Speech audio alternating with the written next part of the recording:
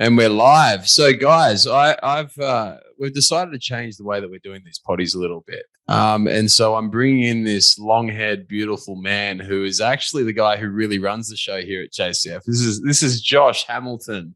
So Josh is our CEO. So he actually calls the shots. So I come up with the crazy ideas and the wacky stuff, and Josh ignores half of those and then implements the rest of them. That's a pretty accurate summary, right?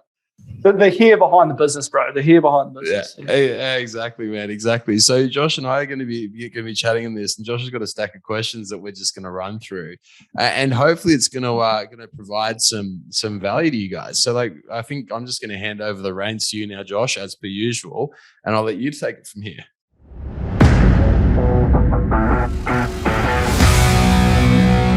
All right. Well, I guess.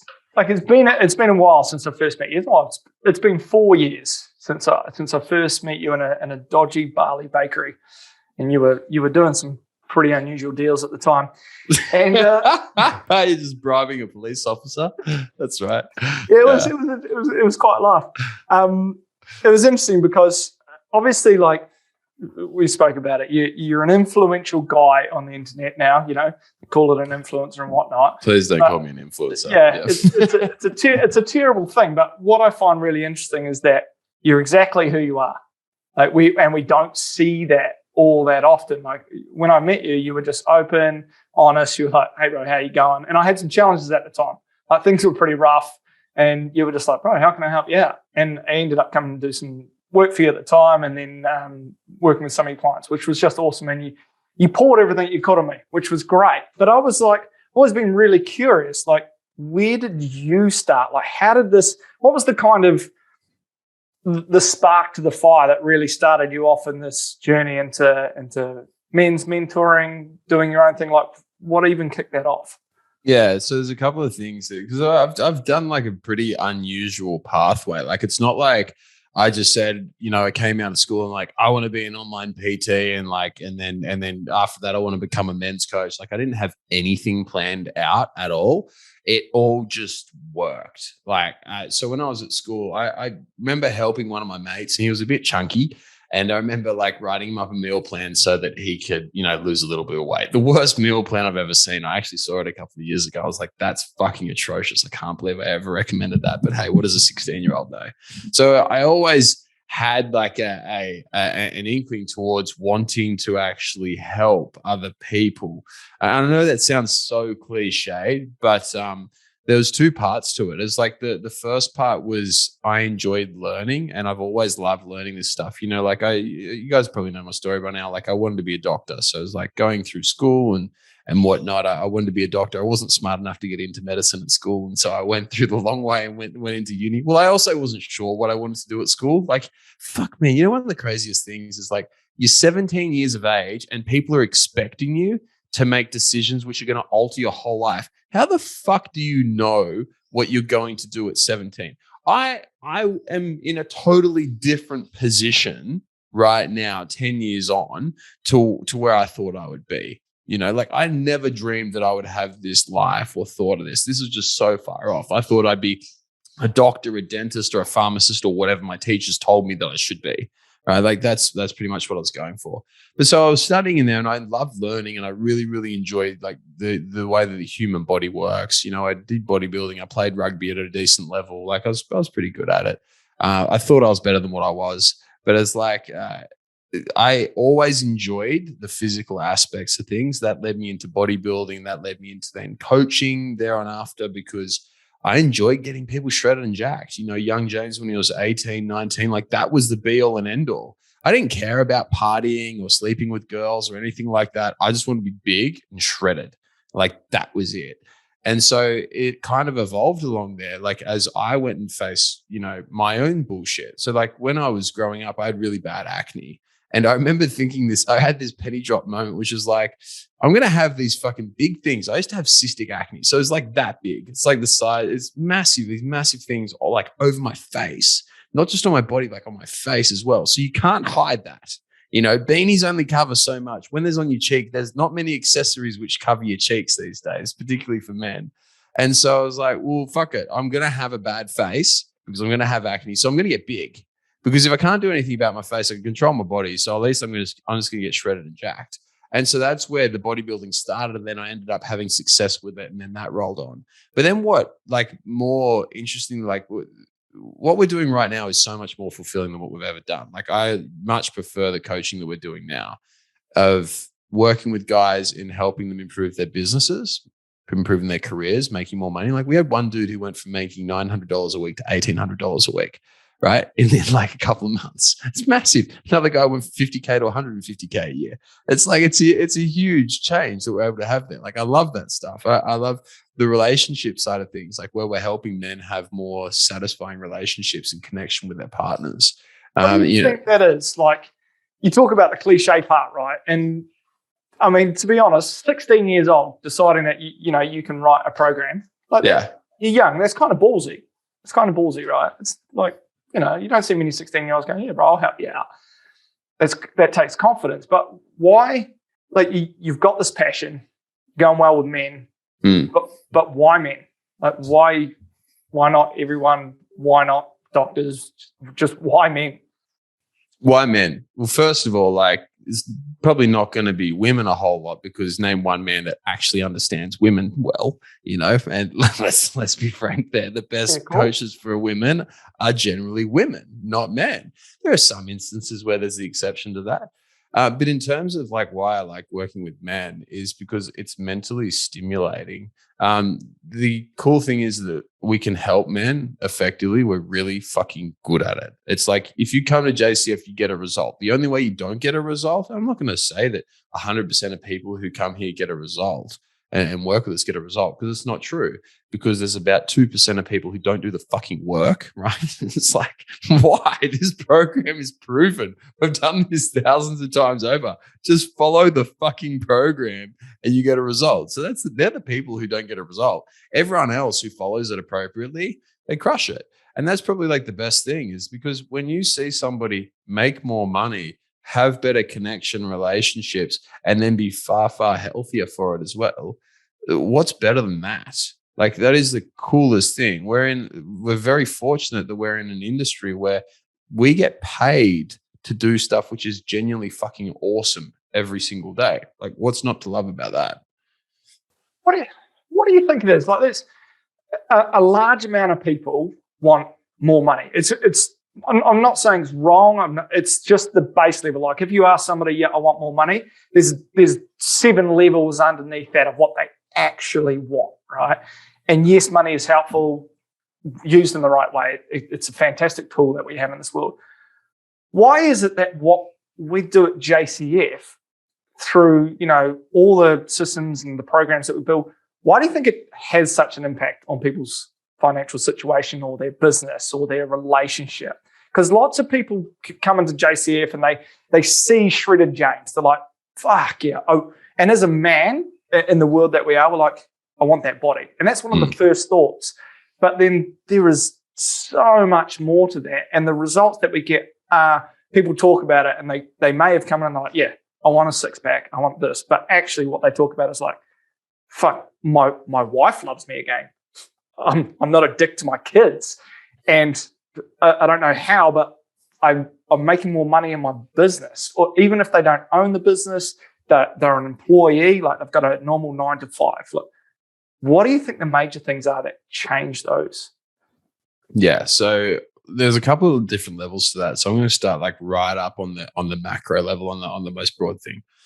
The parts of us which allow us to lose fat and gain muscle, to have a healthy relationship, to be able to make more money progressing in our career, to be happy, to be fulfilled, they're all the same things. You need the same character traits. You need to do the same actions. And the reason why our program does all of those things and why we've had success with coaching in all of those areas is because if you want to lose fat, gain muscle, make more money, have greater success, have a better connection with your partner, well, first of all, it kind of helps if you have good energy levels, right? Have you ever seen someone who's like a millionaire? Like I hang out with a fair few millionaires, you do too. And it's like, any of those guys, are any of them like waking up in the morning feeling like shit? No. Are any of the guys who have incredible connections with their wives and their partners and their kids, are they the ones who like don't have the energy to do anything? No. The people who are shredded and jacked and manage to have a lean physique all year round, do they wake up tired in the morning? No. So it's the basic stuff. If you have low energy, your life is not going to be easy. You're playing life on hard mode. Like I always talk about this. Like I play life on sandbox mode. I want my life to be as easy as possible in every single way. The easiest way to make your life easier is just have more energy. It's simple. Have more energy. Have better brain function, be able to make better decisions, make it so that you are inherently more motivated. You don't have to jack off on pre-workout on motivation porn or anything like that. And motivation porn is like those speeches where you're listening to someone say, you can do it because you were born to do it and all this fucking crap, right? It's like, just make it so that your life is easy. Make it so that you have all your ducks in a row and then everything falls into line. That's why we've got guys like Marcus Norton from Nortec. When we met Marcus, didn't have much money. He was pretty much broke. And now he's got a business he's going to hit like 50 million a year this year, right? And he's shredded and jacked, and his missus is amazing, and he's going to have a little baby soon. He's got everything, right? And this is the same story we see over and over and over again, because when you work on the things that affect, like the basics, like your energy, your focus, your brain function, all that, everything falls into line. Does that make sense? Yeah. It sounds like first principle kind of thinking. You touched on something that I think is actually counterintuitive to the world that we see out there, and also belief of men that might be slightly triggering. Like I want to play in a sandbox. I want my life to be as easy as fucking possible. Like I want all like this, and this. And what I find interesting is like you've built your life on that belief, but that belief is not the norm. It is very uncommon, as we would say. Like, and lots of people are going, well, you're a dick, James. Like, fuck you, man. Why should you have an easy life? Like, you should have to grind and hustle, and you should be doing everything that all these other business owners are doing, fucking just waking up every day exhausted, working the 80, 90-hour weeks, like fucking just, it should be hard for you. But what gives you the right, or what helped you give you the right to say, you know what? No, fuck it. It's going to be easy. I'm going to do it. So I used to have that belief massively. I was the king of the 100-hour work week. And it's like I've done stupid stuff. So even if we go back to when I was bodybuilding, right? So I was competing in IFBB, which is like the top level federation in bodybuilding in the world. I was a professional. I was 10 years younger than everybody else, and I wouldn't take steroids in a division which allows you to take steroids. Well, not that it allows you to take steroids, but they don't check for steroids. So everyone's on them, right? And I was like, well, okay, I'm not going to take steroids. I'm going to be younger than everyone, and I'm just going to win this. I'm going to get to the number one in the world. And I got relatively close. Like, I did pretty well. And I had this whole thought, this whole idea of, well, I'm just going to outwork everyone. I'm just going to train harder. I'm just going to train 6 hours a day, and I'm going to get there.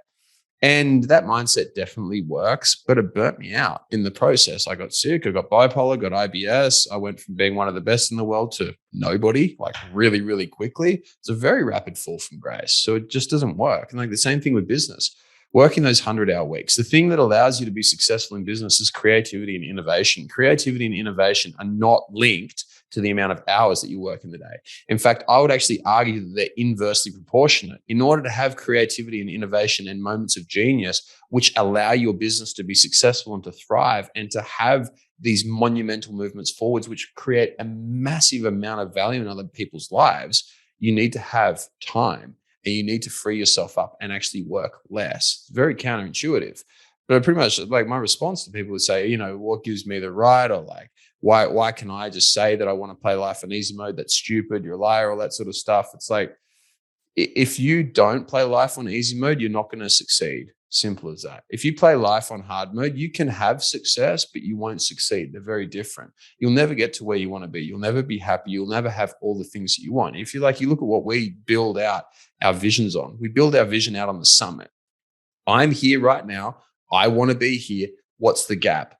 How do I want my relationships to be with my wife, with my partner, with my kids? How much money do I want to have? What's the lifestyle I want to be living? What house do I want to live in? What location do I want to live in? How do I want to be able to run, jump, squat 300 kilos? Like, what is it that I want to do? And so I want to make it so that I have the easiest path from where I am right now to where I want to be. If you try and make that harder, It's just fucking stupid. Just make life easier. Life's already hard enough. Try and play it on easy mode. It's much more fun. Yeah, I mean, that makes sense. But for some reason, we seem to make things hard. What was the switch for you? Like, was there a time in your life where you're like, fuck, why am I like trying to smash my head through this wall when I could just open the door over the other side and just walk through a piece of piss? Yeah, like, totally, dude. What was the switch? So many switches. So I'm not that smart, right? So it took me a little while. And with bodybuilding, I worked really hard, worked my ass off, and there were guys who were doing it way easier, who did way better than me. Right? And I was like, fuck you. Like, I work harder than you. I should be better than this. I still remember when I was very new on the scene. Like I was one of the best bodybuilders going around in my category, in my division, yet other guys were getting paid sponsorships to work with brands and they were making a lot of money and I wasn't. I was like, fuck you. I'm a way better bodybuilder than you are. I work harder than you, therefore I should be getting paid more than you. I wasn't focused on the value that I was providing. I was just focused on the effort that I was putting in. And the same thing with my business. I'm here grinding, working my ass off from 4 a.m. to 10 p.m. every single day. And then I had friends who were working like 4 or 6 hours a day and they're making way more money than me. I was like, fuck you. I work way harder than you. I deserve to get paid more because I work harder, because I had zero focus on the value that I provided. And the more that we shift and we start looking at the amount of money that we get paid is directly proportionate to the value that we provide. If you provide an immense amount of value, you're going to make a lot of money. You're going to have an immense amount of success. You're going to have fantastic relationships. If you do everything to create more value, your life gets so much better. And it was when I realized that and saw how stupid my way was of working really hard, hustling and grinding and all that fucking bullshit that people talk about. And I looked at, well, it's not about the effort that I put in. It's about the value that I create and provide. How much impact can I have on somebody's life?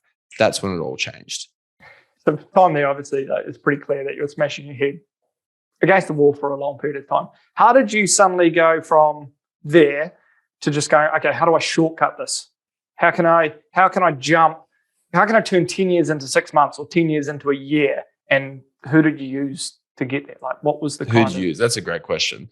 So that's where like mentoring comes in. Like, that's the biggest thing. So I was also, another thing that I did, which held me back so much, dude, was, and a lot of guys have this, I had a massive ego, right? And I wanted to prove to the world that I could do it all by myself, that I didn't need anyone. I didn't need any help. I've got this and I'll work it out. And it's a really dumb way of thinking, doing anything by yourself. I remember like with business, and I remember, for example, when Facebook ads first came out, I remember I put $2 into Facebook ads and then pulled out $160 of return on that, right? So I made an 80 times return. That's pretty good, right? Let's be honest. And I was on a small scale, but anyone who made an 80 times return, right? What's that? An 8,000% return on investment. You would think that you would put more money back into it. But I remember somebody else at that time saying, Facebook ads, paying for Facebook ads is for cheats, right? You shouldn't do that.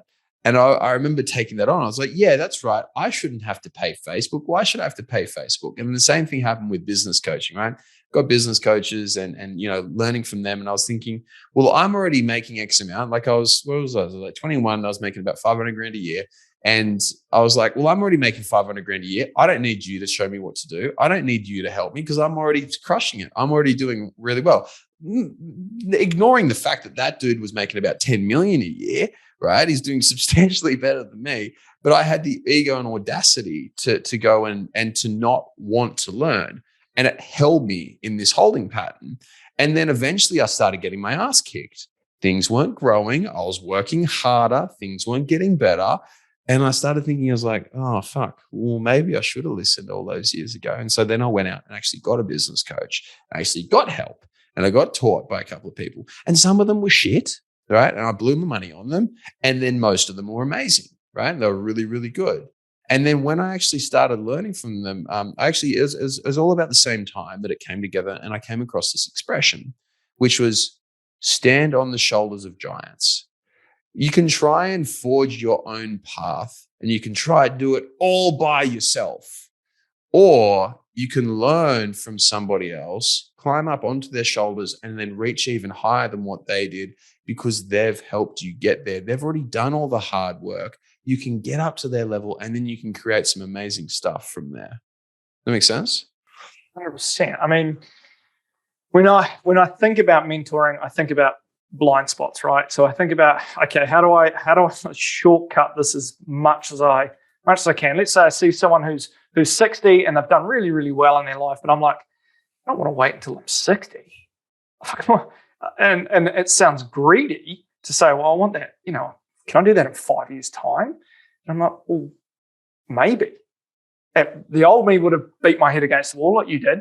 Like, fucking, I'll just smash my way there and hopefully maybe one day I'll get there, head in the sand. But what do you think it is about having a mentor that shortens the time for you? Like, why don't make mistakes. Why has it helped so much? Simple. You just don't make mistakes. So everything that we do, whenever we don't have knowledge, we try and we test and trial and error. Fuck, man.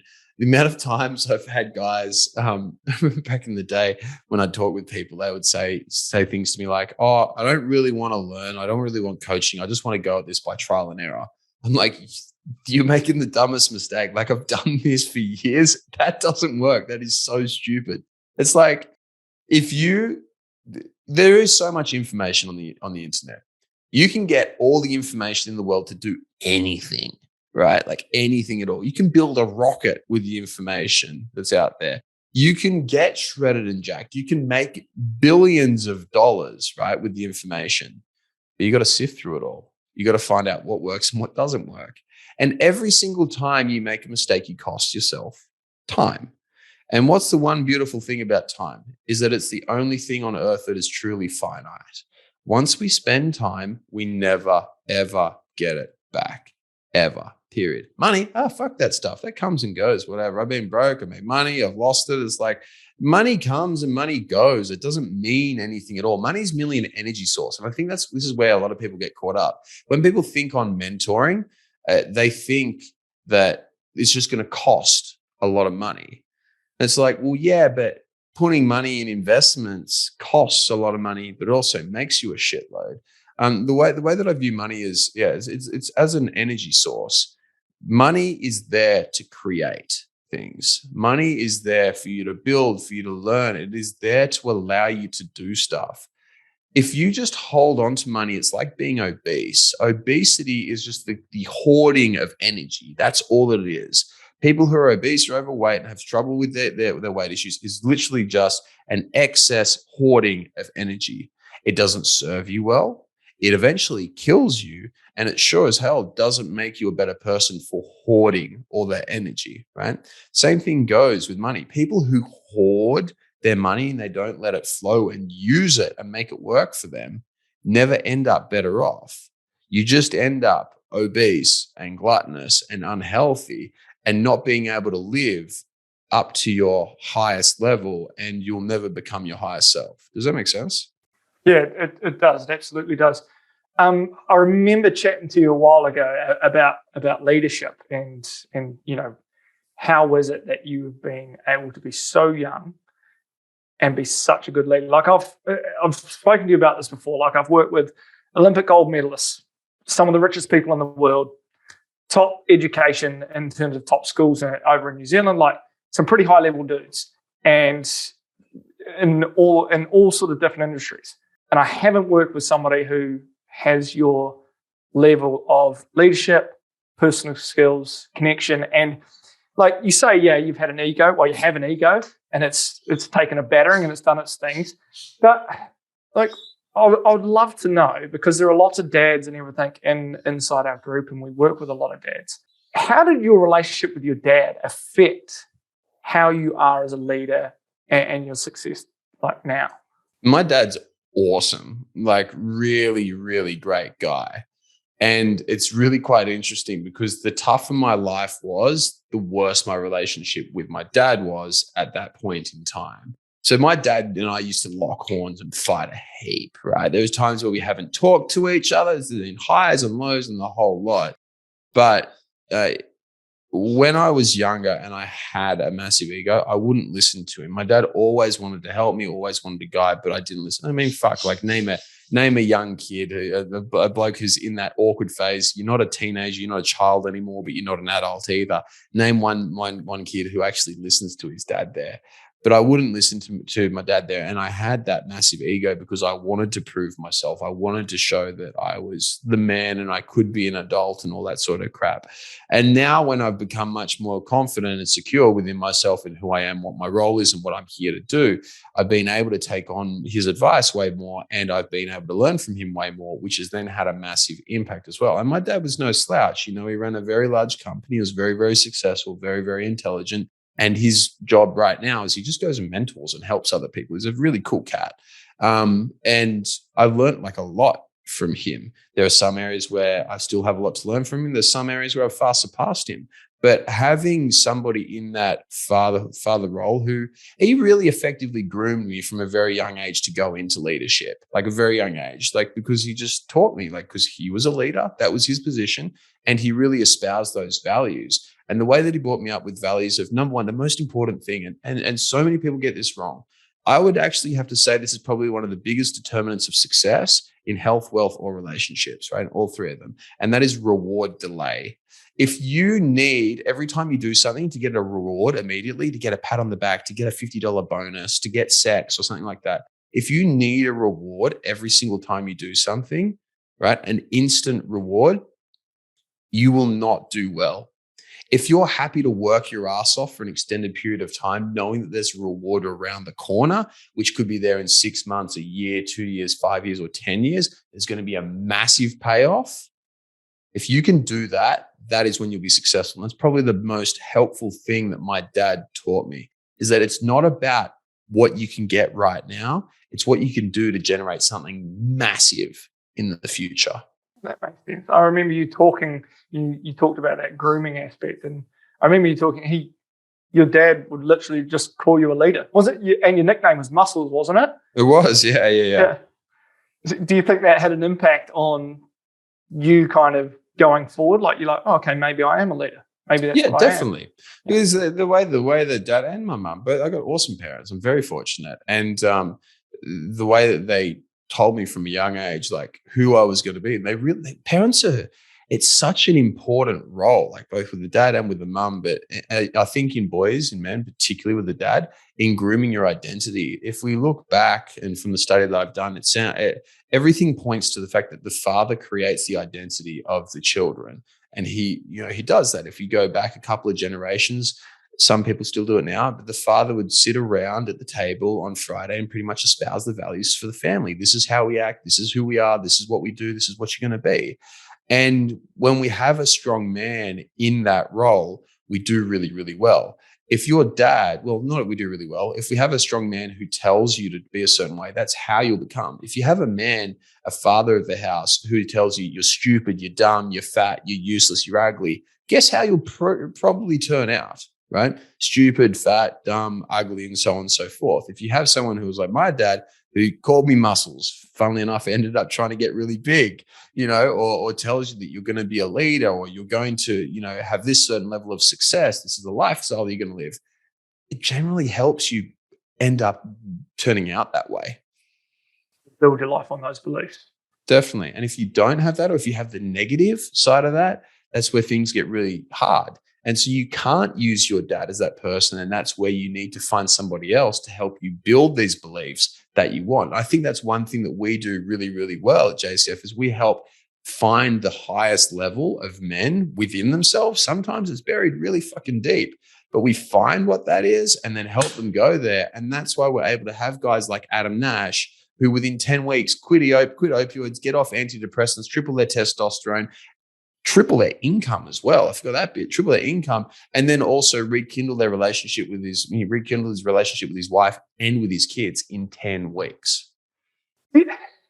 Like looking at the world, and you look at men who have not had that in their life, and what it creates later on in terms of like there's a saying going around at the moment because they say tough times create tough men create great times create weak men create tough times, and it's this it's the circle. Do you believe that you have to have tough times to make a great man? You need to have challenges and adversity, because if you're always wrapped up in cotton wool and you never have to be tested, you never challenge, you never grow. Challenge is what creates growth. And that's true for every single individual, but it doesn't mean that your challenges have to be shit from the environment. For example, Russia and Ukraine are doing their thing at the moment. They're having their little dance. I don't think that we need a World War III to go and make men better, right? And to make men, really bloom and blossom. In fact, I think it's going to cause more harm than good if we end up going through that. We learned that through World War I and World War II. It had a massively negative impact on men. But what I think that we need to do is that we need to challenge ourselves. The most ideal outcome is for us to be able to, number one, be in really good times like what we've had. Let's be honest. Fuck, man, like what a great time to be alive. Like, look at where we're at right now. We might whinge and piss and moan about all the stuff that's going on. And yes, the leaders are corrupt. And yes, coronavirus happened. And yes, there's wars and shit going on and people are dying every day. But geez, if you look throughout history, we've got it pretty freaking good right now. Like, this is a good time to be alive. We don't need to make that shit up for men to be great. But instead, what we as men need to do is we need to rise the fuck up, because we can become complacent. Because you're right, in Australia, you can sit on the dole and suck bongs back every day and live a pretty cruisy life. Like, you don't have to do much to get by. There's no pressure, right? There's no danger. There's nothing which is going to kill you. But if you don't rise and grow to the challenge, yes, you will become weak. And that's where we need to challenge ourselves. And that's what I always try and do with all of our guys. Don't just fucking settle. We have a lot of people in Australia, we have a culture of settling and being okay. She'll be right. It'll be fine. And never reaching our peak potential. You know what we also have is a massively high rate of anxiety and depression at the same time. If we settle and we never reach our true potential, we inadvertently make life really difficult. And that's why I always go back to it. Let's play life on easy mode. How do you play life on easy mode?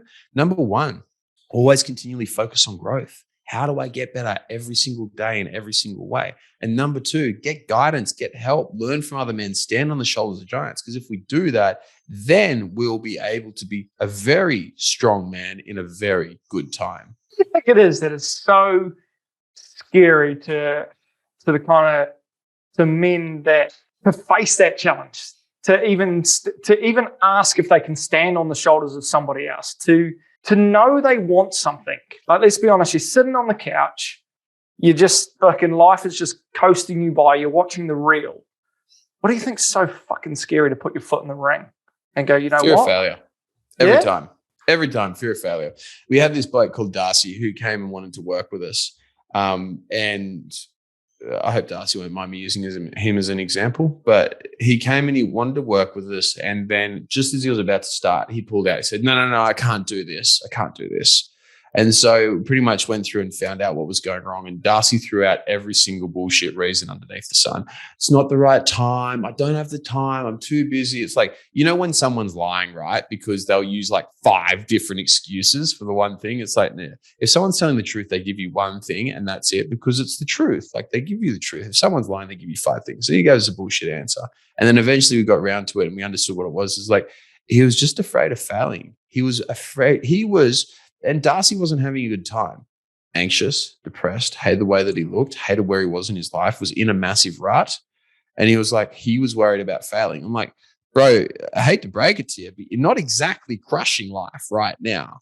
But for him, he was so comfortable in that situation where he was anxious, depressed, stuck in a rut, not making the money he wanted to make, wasn't happy with his job. Like, there was literally nothing going well in his life. And he said that. He said he doesn't like anything in his life. Yet the most scary thing for him would be for him to embark on a program and to not succeed. I'm like, wow, that fear of failure is going to keep him in that position for the rest of his life. He will go to his grave with so many regrets, because he can't get over that fear of failure. He won't put in, he won't have a crack, and he will live the rest of his life overweight, anxious, depressed, underpaid, in a job he hates, without any quality relationships. Like, I don't know about you, that's pretty fucking scary to me. Like, that is far more scary. But because we fear failure so much, so many men will live that life until they die. That's the thing that scares the shit out of me the most. That's the thing. Yeah, it's what I find most interesting is, the old saying, you're the average of the 5 people you hang around. So I try hanging around with the most uncommon people I can. But what I find across these uncommon people is like, one, when you ask them a question, they're honest, like, how are you going? If they're having a tough time in a certain area of their life, they're like, mate, I'm going really, really well. I'm actually struggling with this at the moment. And I'm like, that is a big difference between a common man and an uncommon man. However, they do not go, I'm struggling with this, woe's me. They go, James, fuck, I'm really struggling with this. Have you got any advice? Do you know anybody? How can you help me out? I want to get better here. And you actually put it to me in a really good way, because I hadn't heard this saying before. You said it's the Dunning-Kruger effect. Could you explain Dunning-Kruger effect? Yes. Could you explain that to me? Because I thought it was brilliant. I'm like, fuck, that is spot on, and I really think that's been a super helpful thing in my mind. It's a double-edged sword, because you can, as you get better, your gaps seem bigger, but they may be smaller. So can you explain that? Because it's a good thing. Yeah. So you can tell someone who's really not intelligent because they think they know everything, right? You know those guys who say like, oh, and fuck, dude, I lived here for ages. I thought that I knew every single thing there was to know about the human body. And I knew sweet fuck all compared to what there is. It's only when you start knowing a lot of information that you're like, oh my God, there is so little that I know out of all of this. And the Dunning-Kruger effect, it really describes that. When you are not very intelligent in an area, you don't know a whole lot. You have very, very high levels of confidence. And what ends up happening is you'll attack something. Let's use, making money or running a business as an example. A lot of people go into business because they're a really good practitioner. They're a great mechanic, they're a great tradie, they're a great personal trainer or whatever. They're really good at what they do. So they go out and they start their own business and they say, it'll be easy. I'll have loads of clients. I'll make loads of money. It'll be super, super. It'll be a piece of piss. That moment is the most dangerous because you know sweet fuck all about it. Anyone who knows business knows that, business can be easy, but you've got to be really, really smart about the way that you do it. You've got to have all your I's dotted and all your T's crossed in order to succeed. But anyone who says, it's a piece of piss, it'll be fine, like I'm just going to crush it, shows how little they actually know. And so what happens is they'll go into business, or they'll go into doing whatever they're doing, and then they'll start encountering all these challenges. And so what will happen is with each challenge, their confidence will drop. And each time their confidence drops, their knowledge actually increases because like, oh, wow, I didn't know about having to pay my tax. I didn't know that I had to pay, charge GST. I didn't know that I needed to have multiple bank accounts or separate bank accounts for my business or for my personal name. I didn't know that I needed a mentor. I didn't know that I needed to actually ask people for help around this area. I didn't know that I could ask for people in this area. And you'll see that with each time their confidence drops because they keep fucking up and making mistake, their knowledge actually grows. And so they're in this little loop where they go up at the start, where their confidence is sky high and they know fuck all. Then their confidence keeps taking hits and hits and hits, and they start learning. And then right down the bottom, there's this pivot point where they have really low confidence. They've been totally humbled, but they've learned a lot. And then they go on this upward trajectory. If you can get out of your own way, and I had to do this massively, I was so in my own way for so many years. If we can get out of our own way, put our ego aside, drop our confidence down, be humble, and acknowledge that there's lots that we can learn from all these other people. And the fastest way to success is by standing on the shoulders of giants. We go into this massive learning trajectory. And life is so much easier. I mean, I spend like $300,000 a year on mentoring. And I think you've probably noticed it's done pretty well for us here at JCF. It's helped us out a lot. It's like as soon as we can humble ourselves and take on the advice of others, the faster we get onto this rapid learning trajectory, but also rapid success trajectory. Yeah, that makes a whole bunch of sense. I just can't, now that I've experienced mentoring, and I've been experiencing mentoring for a long period now, I just can't ever imagine hopping back on that conveyor belt that just goes at a certain speed. Where would you be right now if you didn't have mentoring? Like what trajectory were you on before you had mentoring? I was lucky, like positivity is kind of my number one thing. So I was happy, which is key. However, that was like the rest of my life, like down in the other areas. I was like, well, what else is happening here? Like financially, fuck, I didn't act my wage, bro. Spent way too much money. Spiritually, didn't even know what I was doing here, who I was, my relationships. Man, dude, like, yeah, I lost about 6 years of my life in a depression of, a breakup. And that doesn't sound very happy. No, that wasn't very happy after that. And then finding those things and I've been very lucky, like with the mentors that have come into my life and I've chosen to, connect with, transformative. Like what I have now, like I waited a fucking long time and I was an idiot, like just because I didn't know. I didn't know what a mentor was. I didn't even know it was a thing. And then when I found one, I was like, why not 10 years ago? Like, why did I have to go through all that shit to get to this now? Like, but you say you were happy at the start. You say you were happy, but then in the same breath, you say, oh, yeah, I didn't act my wage. I didn't have any money. Like, I didn't know what my purpose was. I was totally lost. I was stuck in a depression, a breakup. Why did you, and this is so common, why do you think that you still thought you were happy when all the signs and the way you were describing it show that you clearly weren't? Awareness. Just Dunning-Kruger. I didn't even know. Dunning-Kruger. Like, just, I was positive, had a smile on my face, but there was all that stuff behind that. You're like, that you were completely unaware of. And at the same time, that idea of like, you didn't deserve it. I got to work really, really hard to get these things. Like it's just going to be hard. It's going to be hard all the time. And so I just thought, oh, fuck it. This is just how life is. This is the recipe. This is what I'm going to do. And then suddenly somebody just opens the door, bro. Like, hey, mate, just walk through here. Stop smacking your head against that wall. The answer, if you just come through here, the runway, you're just like, what? What are you talking about? The Winner's Bible was the first book I read that showed me like a glimpse. And I was like, fuck, here I am. What was that? The Winner's Bible? The Winner's Bible by a guy called Dr. Kerry Spackman. What does that cover? Everything from like setting goals to visualization to how the mind works to developing beliefs. Like it was the first time, like I was 22. I was a maths teacher. I was sitting in the classroom, those old fucking hoary as old classrooms that, you're as a kid, you're like, there's penises and everything drawn on the desk. And the desks that look like Post Malone's skin. Yes, yeah. Exactly. And I just remember opening this book and I wanted all these shiny objects. I wanted the boat, I wanted the car, I wanted the chick. Like, that's what I wanted. And I'm not saying that it's bad to want those things. I'm not saying it's good. I'm saying it's the first trigger to go, I want more. I don't know what that was. I'm still young, whatever. But it put me on the path of growth and it went, how? How am I even going to do this? I'm like, well, I'll start here. I'll do these tasks that this book tells me to do. And I started that journey there.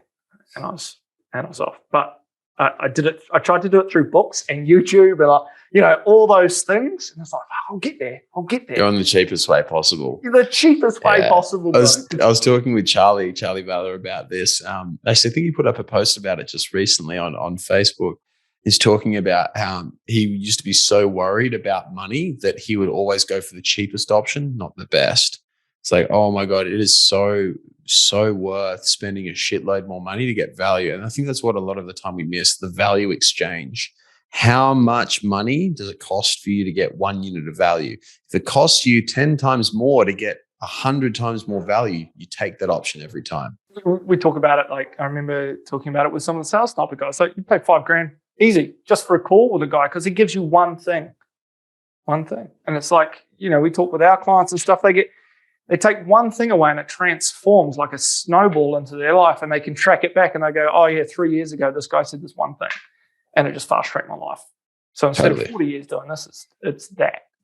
I remember I paid, I think it was $20,000 I paid for mentoring with some guys for I think it was 12 weeks. And like, it was all right. It was nothing spectacular. It didn't help us a whole lot, but there was one line that I got out of it, which is, he said, James, what has got you to this point in your business is not what will get you to your next. And I remember that my whole perspective on business shifted and allowed us to dramatically improve everything that we do within JCF. Well, on that, like you put up a post the other day, like people ask you, what books do you read? Like, what are your top 3? And you hit Power Now, Marcus Aurelius, right? Meditations of Marcus Aurelius. What would you say, if you have one, you probably got a dozen, but what would you say is your kind of first principle philosophy? Like, what would you base your foundation of what you build your beliefs on at the moment? Everything that you do is a choice. So where you are right now is a choice. And it gets it gets really quite deep, sometimes quite dark in that. But if you right now are anxious and depressed, it's because of your choices that have led you there. Therefore, being anxious and depressed is a choice. If you're worried about your mortgage and you feel like you can't afford to pay it and you're worried about paying your mortgage, you have a choice. You can, and I know guys have done this, just stop paying the mortgage and go bankrupt and sell your fucking house. You don't even have to go bankrupt. Some people make a lot of money, particularly right now in this housing market, about selling the house. Or you can just, keep working and you can keep staying in this cycle that you're in and know that one day you'll get out. But either way, you have a choice. You're not going to die. And even the other thing too is like a lot of the time we say, oh, you're not going to die, so it's going to be okay. Well, even if you do die, like, is death actually bad? Now we're going like super deep, and I've probably skipped a couple of steps here, but I think this is an important thing to look at. It's like we all view death as so bad. We all view death as this horrible, traumatic event. And it's like, well, what about death's actually that bad? What about death is so horrible? Because I don't know about you, but like most religions and anyone spiritual pretty much talks about death as becoming like enlightenment, right? Like where you go to heaven, you go to nirvana, you go to whatever you call it, right? You go beyond to this place. I haven't heard anyone talk about going beyond being a bad thing. I know some Christians talk about hell and all that sort of stuff, but even then, every good Christian will then talk about, or every good person who's a good practitioner of religion will say, you have an opportunity to redeem yourself, so you go to heaven anyway. Right? So you can't fuck it up. Like you end up at heaven no matter what. And then even if you're an atheist, well, it just turns to nothing. And nothing can't be bad because it's nothing. So what's so bad about it? Why do we have such a massive fear around death? So I think the coolest thing in the end anyway is that whether you do something, you live or you die, it's all groovy. It's all going to be fine anyway. And it's your choice, because no matter what happens, no matter where you end up, it's all still good. You still pass, you die, you move on to the next level, you go to enlightenment, and life's great. You're living in heaven or wherever it is that you believe in, and life's fucking awesome. So stop fucking worrying about it. Where you are right now is a choice. Every single decision that you've made has led you to where you are, and you're in the perfect position for the decisions that you have made. And then every single decision that you make after this will influence where you end up in life, wherever it is. So if you want to be in a better position, start making better fucking choices. Simple as that. It makes 100% sense. And we talk about the drama triangle when there's like the hero, the villain, and the victim. However, what do you say to a guy? Someone might be watching this right now and they go, well, that's all fucking good for you, James. You got a beautiful wife, soon to be a dad. You're healthy, fit, you're handsome, you got your nice house. Fuck you. I'm anxious, depressed, and all this other things. Like, how dare you say that to me? What do you say to them? Well, it's your problem, bro. Like, in the end of the day. It's like, you can hate me as much as you like. I'm still going to be here with my awesome wife, with my soon-to-be daughter, with my amazing dog and my chickens and my quails and my bananas. Like, I'm still going to be here doing my thing. You can hate it as much as you like, but it's not going to improve your life. And I think that we fixate on what other people say far too much. You look at like Will Smith just slapped the shit out of Chris Rock, right? Pretty fucking funny, I must say. I'm not going to comment on the actual situation, but I'm going to comment on people's reactions to it. Lots of people are like, fuck you, Will Smith, or fuck you, Chris Rock. What you say has no impact whatsoever on their life. So shut the fuck up. If you want to act differently, if something that Will Smith did or Chris Rock said, if that impacted you or you felt bad about it or felt in some way, well, go focus on you. Don't worry about what they're doing, because every single unit of energy that you put into commenting on their stuff or slagging me off for saying your choices are where you are, where you made it, it's not going to make your situation better. If you actually want to make your situation better, do something about it. If you want to sit back and whinge, cool, good luck. That's your life. Enjoy that. But it's going to be pretty fucking miserable. I think you've nailed it on the head. What is one of maybe possibly the scariest parts about whether it's choosing to grow, whether it's choosing to get a mentor, you're making the choice of going, fuck, I've got to admit to myself that where I am right now is shit. Where I am right now is not where I want to be. And where I am right now is because of me. Owning it, Yeah. accepting responsibility. Have you ever noticed it's like we all want to whinge, complain, and point fingers, but nobody wants to do the work? It's like we all know who Greta Thunberg is, right? You heard of her, the little girl that whinges about climate change, right? How much has she actually done? Versus, do you know the name of the guy who's cleaning up plastic all through the oceans right now? Do you know his name? Don't know his name. I don't know his name. I don't know anything about him. What does that show us? It shows that we're immediately more attracted to whinging and complaining than we are to actually doing something. And as long as we identify with that, and as long as we are more prone to whinging and complaining, the longer we'll be there. Greta whining about climate change is not going to do anything at all. But that kid going and cleaning up those oceans is going to make our ecosystem and our planet so much healthier. So change who you hang out with. Don't hang out with whingers. Totally. Don't be a whinger as well. Be a whinger.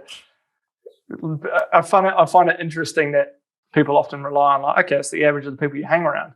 But I ask another question. I'm like, well, how are you adding to that average, bro? Like, well, if you're the only way you're going to want to go up is the only way you can go up is if you're good enough to hang with the people who are doing better. Yeah. You want to be bringing the average down, or you want to be bringing it up? How are you affecting that average? Okay. Yeah. No, that makes sense. What I wanted to touch on is, like, you've spoken about all these things, like the success and, you know, having that leadership spoken to you early in your life. Like, in terms of imposter syndrome, did you ever get to a point in your business where you were just like, I can't do this. This is shit. Like, I fucking just want to get rid of JCF. Like, what were the kind of things that were pivot points where you're like, I don't know, either I don't know I can do this, or I'm not good enough for this, or, to be honest, I'm over it. Like, fuck this. Yeah, plenty of times. I mean, there was a time, I can't remember how long, it must have been like 18 months ago, where I was like, yeah, I'm pretty sick of this shit, because it was tough. And like, you look at the way that I was running the business and the values I had, my whole thought was, I've just got to work harder. Not thinking about the amount of value that I create. It's like, I just got to work harder and then I'll get there. That burns you out like nothing else. The other thing is I hardly invested in mentoring. Like, I hardly put any money into mentoring at all. So of course it was difficult because I was working my ass off and trying to figure it out at the same time. It's ridiculously difficult. And then because I didn't know what I was doing, I had massive imposter syndrome because I didn't know what I was doing. So yes, I was an imposter because I didn't know what I was doing. And so as soon as we shift our mindset to saying, hey, how do I create the most amount of value for the people that I'm trying to help? And B, who can help me get there faster? It's amazing what it does for your confidence, because instead of butting your head against a brick wall, suddenly you have all the answers, you have a much more effective business or life, and you end up being way more successful really, really easily. Have you ever thought about, like, taking a break from mentoring, or stopping, or, like, you're what? I think I've arrived. I arrived. I got this. Yeah. Like, I'm here. Yeah, it's funny. You know what happened when I arrived is I immediately stopped growing. Right, the moment that I stopped working. I had one. It's really great. It's a good friend of mine still. I remember the moment I stopped working with him. He was helping with marketing and being able to promote our message out there way better. The moment I stopped working with him, our marketing stopped. Right, it just stopped. Didn't get any better, didn't grow anymore. It actually started going downhill.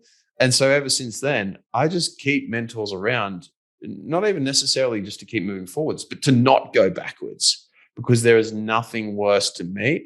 Money comes and goes. I don't care. Fuck it. I'll waste a little bit of money here and there. Like, maybe I don't get as much return on investment out of some of the things that I invest in, but I don't go backwards.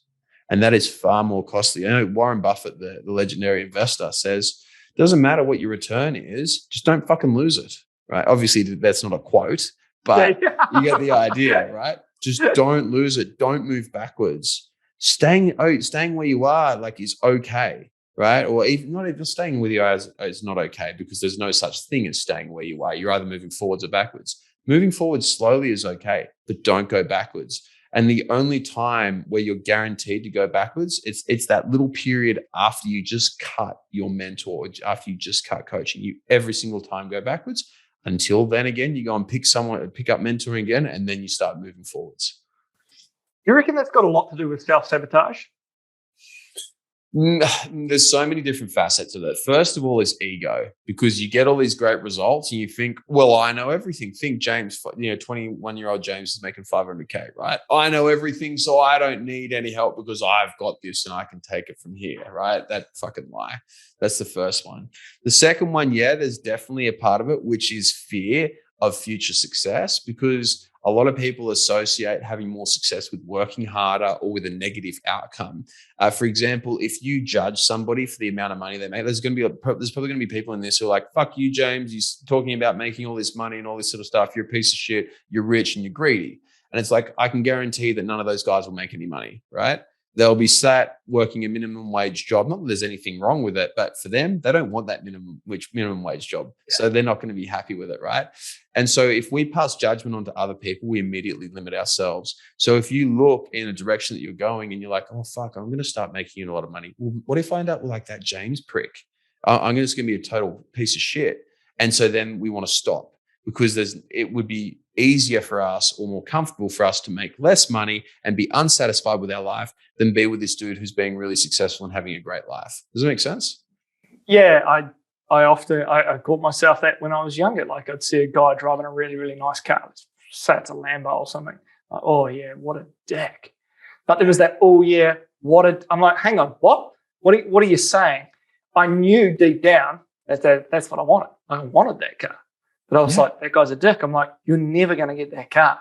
If you think the guy driving is a dick, you've judged him, obviously. But I'm like, why would you subconsciously ever attain to be a dick? Because that's what you've judged it as. It's a hilarious, a hilarious thing there. And that's why you look in Australia, why so many men are anxious, depressed, divorced, or in an unhappy marriage, or in a shitty life which they're not happy with. I'm not here to judge other people and what their life is, but if you're not happy with where you're at, look at how you're judging other people. The tall poppy is really strong here, really strong. What I mean by tall poppy syndrome is you see someone doing really well, so you try and chop them down, come through, slice it all away.